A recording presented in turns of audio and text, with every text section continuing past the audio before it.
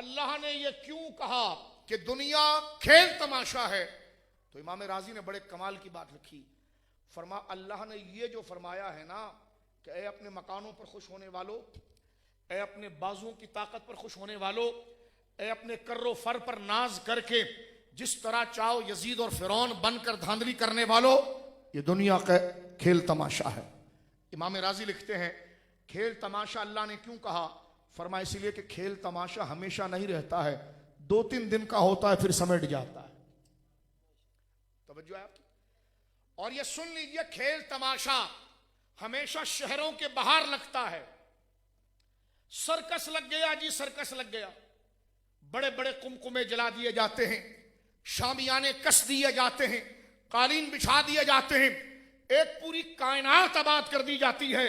बंदा जब टिकट लेकर सर्कस में पहुंचता है तो कुमकुमे भी हैं, शामियाने भी हैं, दरिया भी हैं, और वो देखता है वाह ये तो पूरी दुनिया आबाद है।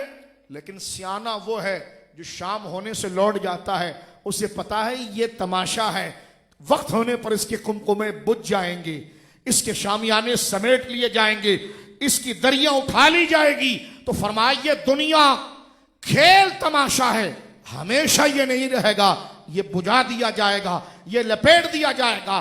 वो बहुत बड़ा दीवाना होगा जो इसकी लालच को देखकर ये समझेगा कि ये हमेशा रहेगा।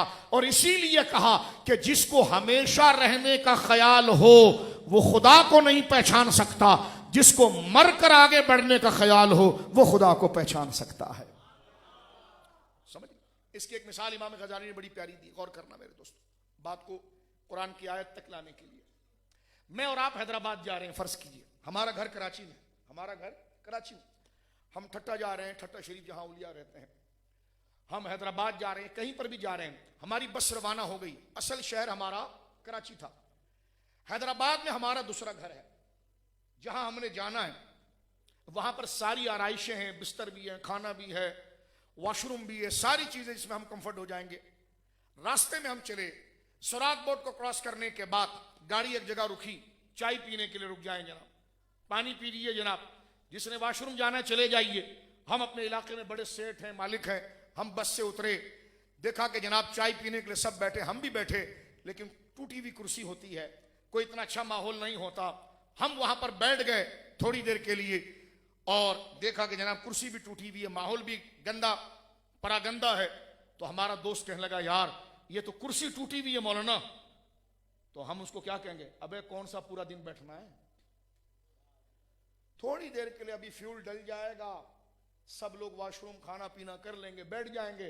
असल तो बैठने के लिए हैदराबाद में हमारा घर है, वहां बैठेंगे आराम से, अभी तो टाइम पास करना है, धूप बहुत है, तो ये बस ये चाय वाले के गंदे से झोपड़े के नीचे खड़े हो जा। क्या होता है कि आप यहां पर, आपका घर तो कराची में इतना बड़ा है, तो भाई हमने कौन सा पूरा दिन वहां बैठना है, यही जवाब देते ना।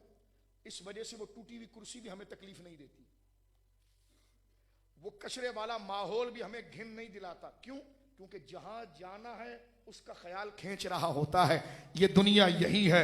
रसूलुल्लाह ने फरमाया दुनिया में इंसान मुसाफिर है, और मुसाफिर जहां ठहरता है उतना ही देर ठहरता है जितना उसको सुस्ताना होता है, और असल मंजिल उसको बुला रही होती है। तो मोमिन की असल मंजिल आखिरत है।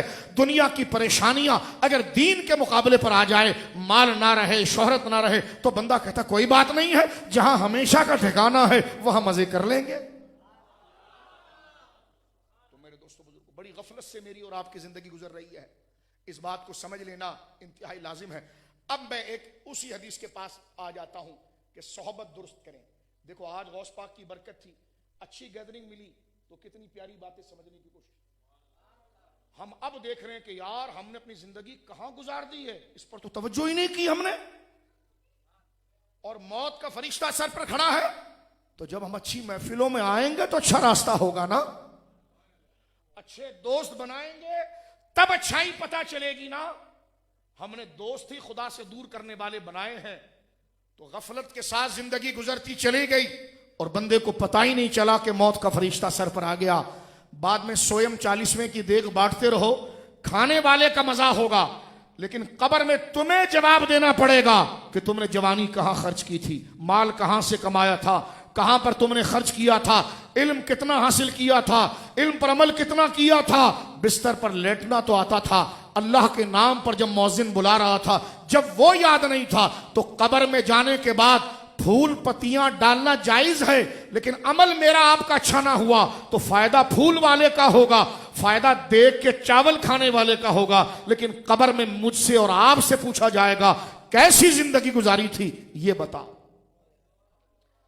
सोहबत अच्छी होनी चाहिए, मिलकर कहिए सोहबत। अब सुनिए, नबी पाक सल्लल्लाहु अलैहि वसल्लम सादिकुल मसदूक, हमारे आका हरे गुंबद में आराम फरमाने वाले, बोलो सुभान अल्लाह। मेरे दोस्तों बुजुर्गों, हम इतने जानवरों की तरह जिंदगी गुजारते हैं, पूरी जिंदगी खाने पीने के अलावा कोई परवाह ही नहीं होती। हमें यह नहीं पता होता कि नबी पाक का पूरा नाम क्या है। एक इलाके में जाने के इत्तेफाक हुआ, तनकीद नहीं कर रहा, सिर्फ खड़े होकर हमने ये पूछा हजरत अबू बकर को जानते हो, तो चुप बैठे हुए थे। जिस कराची का हाल है, कराची का हाल, लेकिन किसी सियासी जमात में उसको भेजो तो सबसे ऊपर पोल पर झंडा बांधेगा। पैदा हुआ किसके लिए था, इस्तेमाल कहां हो रहा है। किसी जायज समाजी काम करने वाले की मदद बुरी बात नहीं है, लेकिन हम किसी मरकज के गुलाम नहीं, पहले अल्लाह के गुलाम हैं। जो खुदा का दीन था वो हमने समझा ही नहीं, फजूल लोगों के नारे के अंदर अपनी जवानियां भी गुजार दी, खुद भी बर्बाद हुए, नस्ल बर्बाद कर दी, और कब्र में फिर हमेशा के लिए अजाब ही अजाब है। मस्जिदें खाली हो गई, माअज़ अल्लाह। अब सुनिए नौजवानों, गैदरिंग अच्छी होनी चाहिए, दोस्त अच्छे होने चाहिए। दोस्त वो होने चाहिए कि जो खतरे से बचाए और अल्लाह की बात बताए। नबी पाक फरमाते हैं, सोहबत के हवाले से सुनिए, हुजूर फरमाते हैं नेक लोगों की सोहबत और बुरे की सोहबत कैसी है। फरमा नेक लोगों की सोहबत, हुजूर फरमाते ऐसी है जैसे इत्र बेचने वाला हो, आप उसके पास जाकर बैठ जाएं, वो आपके बदन पर इत्र ना भी लगाए तो खुशबू तो आप बैठकर पा लेंगे। तवज्जो है। और हुजूर फरमाते हैं बुरी सोहबत ऐसी है जैसे आग की भट्टी में काम करने वाला, आप उसके पास जाएं, चिंगारी अगर आपके बदन पर न भी आए तो बदबू आ जाएगी, जिसके साथ बैठोगे उसका असर तुम पर आएगा। रातों को लालचियों, सटोरियों, जुआरियों, स्मगलरों के साथ बैठते हैं और फिर कहते हैं 2 से 10 कैसे होगा, 10 से 50 कैसे होगा, 50 से 100 कैसे होगा, इसकी चोरी की, उसकी चोरी की। अगर अल्लाह वालों के साथ बैठता तो वो तुझे बताते जो तुझे मिलना है वो तुझे मिलकर रहेगा, ये अल्लाह का फरमान है। सब्र कर, तहम्मुल कर। सबसे पहले अल्लाह का दीन है, अल्लाह की शरीयत है। सुनिए शरीयत का मकाम क्या है। हम इमाम हुसैन रज़ी अल्लाह अन्हु का जिक्र करते हैं, बहुत बड़ी सादत है। आपको दश्त करबला के अंदर मजलूमन शहीद कर दिया गया। आपके गोद के बच्चे सैयदना हजरत इमाम अली असगर को शहीद कर दिया गया। आपके नौजवान बेटे सैयदना अली अकबर को शहीद कर दिया गया। जब बंदा करबला वालों का वाकया पढ़ता है, कलेजा मुंह को आता है गम में। तवज्जो है मेरे दोस्तों। लेकिन कभी चश्मे तसव्वुर में और फिक्र ख्याल में हुसैन से पूछिए, ए हुसैन सारी उम्मत मर जाती आपको कुछ ना होता, आप इतने प्यारे हैं, आप इतने अजीम हैं, बोलो सुभान अल्लाह। हम सब मर जाते, आपकी तरफ और आपके बच्चों की तरफ तीर ना चलता, तो हुसैन यही जवाब देंगे, मेरी अकीदत तो तेरे दिल में है, लेकिन उस चीज की, उस कॉज की अकीदत देख जिसके लिए हुसैन ने जान दे दी, और वो है निजाम मुस्तफा, शरीयत मुस्तफा। तो जिस यानी इमाम आली मकाम की जान उम्मत में सबसे कीमती जान है, लेकिन वो कहते हैं जिस कॉज के लिए, जिस चीज के लिए मैंने भी जान दे दी, वो चीज क्या थी? मेरे नाना की शरीयत, अल्लाह का रास्ता। तो बात घूमकर वहीं पर आ गई है कि जिंदगी आमद बराए बंदगी, जिंदगी बेबंदगी शर्मिंदगी। मुझे आपको जिंदगी जो मिली है वो अल्लाह की मानने के लिए मिली है, और जिसने अल्लाह की नहीं मानी दुनिया भी उसकी खराब और आखिरत भी खराब। किसी सियाने ने बड़ी प्यारी बात की, मेरी और आपकी जिंदगी कितनी होती है? 25 साल, 40 साल, 60 साल, 80 साल, इससे ज्यादा तो नहीं होती।